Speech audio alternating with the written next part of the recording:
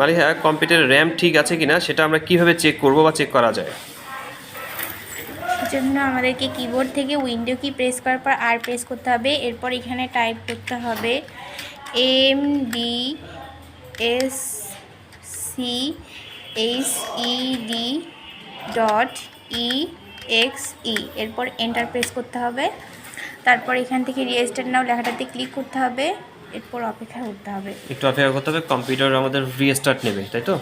জি। Computer restart নেওয়ার পর আমাদের কম্পিউটারের র্যাম ঠিক আছে কিনা বা হচ্ছে র্যাম ঠিকঠাকভাবে কাজ করছে কিনা এর পার্সেন্টেজটা এখানে শো করবে।